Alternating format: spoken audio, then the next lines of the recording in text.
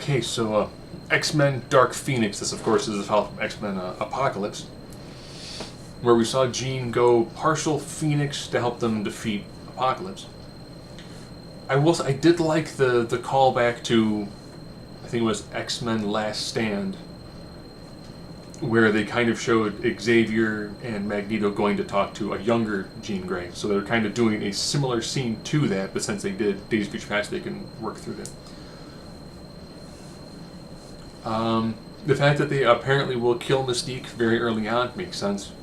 Jennifer Lawrence has made mention several times she hates wearing the makeup. She wants to get out of it.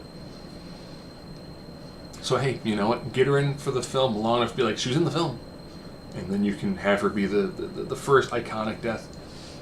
It does seem this is going to be our second time seeing a live-action Dark Phoenix. It looks better than Last Stand, but that's not saying much. I think it's probably because you've got a decent enough cast that can really pull this off. The special effects scenes that they're working with, where she's going to be battling a fully amped up Storm, as well as Quicksilver.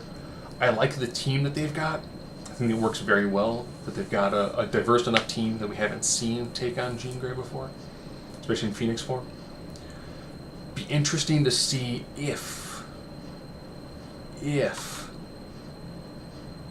they can get Hugh Jackman to do a scene. Because normally he ends up helping them defeat Phoenix, but since he hasn't met the character, he'd have no emotional connection. If this is the last time we see them, which it should be with them being wrapped into the Marvel Universe, not a bad way to go out. The saddest thing, of course, is still that probably the best non-comic book interpretation of the Phoenix saga and Dark Phoenix itself will probably still have to be X-Men the Animated Series. But then again, they did several episodes. They did like a full season dedicated to the development of the character and then the stopping of the character. And so we're going to have partial development, and they'll have to fully develop and stop a character at the same time. I do like seeing the Blackbird in space, seeing her effectively become one with the cosmic entity that is the Phoenix. I kind of like that. I think it works well. We need to see where they go with it. I'm less optimistic now than I was like Days of Future Past. I thought that the majority of what they did for the newer style. You know, I liked First Class, loved Days of Future Past. Apocalypse was good. It's a hard source material to try to do, and I think Dark Phoenix is even harder source material to do.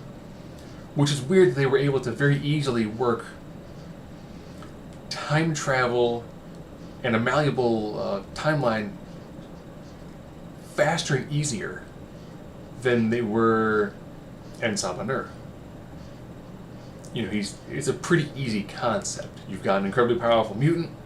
He drafts or brainwashes 4 Horsemen of the Apocalypse. X-Men to stop them. Dark Phoenix, it's a more difficult one to do because this is a character that we know, we care about. There's an actual familial bond, and then this person turns evil.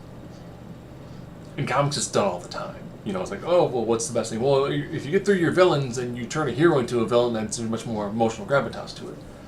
I think there's enough solid actors who can make this work. It's going to depend on how good the script is and the overall source material to really make it gel with this is someone having to stop someone who they care about and love.